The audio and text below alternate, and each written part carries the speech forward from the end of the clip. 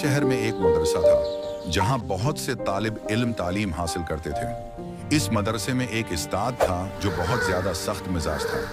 वो जरा सी गलती पर बच्चों को डांट देता और कभी कभी सख्ती भी करता था।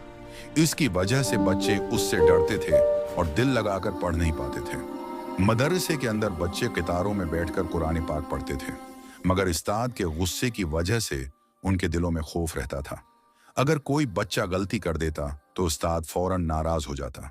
बच्चों के चेहरों से खुशी गायब हो गई थी। कुछ दिनों बाद बच्चों ने अपने वालिदैन को उस्ताद की सख्ती के बारे में बताया। वालिदैन ने मिलकर फैसला किया कि ऐसे सख्त उस्ताद को मदरसे में नहीं रहना चाहिए। चुनांचा उन्होंने उस उस्ताद को मदरसे से निकाल दिया। उसके बाद मदरसे में एक नया उस्ताद आया जो बहुत नर्म मिजाज और मेहरबान था। वो बच्चों को प्यार से पढ़ाता, गलती पर नरमी से समझाता और सबके साथ अच्छा सलूक करता था।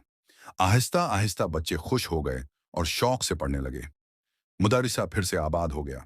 एक दिन वही पुराना सख्त मिजाज उस्ताद दोबारा मदरसे में आया। जब उसने देखा कि मदरसा बच्चों से भरा हुआ है और सब बच्चे खुशी से तालीम हासिल कर रहे हैं, तो वो हैरान रह गया। उस लम्हे उसे ये एहसास हो गया कि सख्ती करने से दिल नहीं जीते जा सकते। वो खामोशी से वहां से चला गया, मगर उसके दिल में ये बात हमेशा के लिए बैठ गई कि मोहब्बत और नरमी ही सच्ची तालीम है।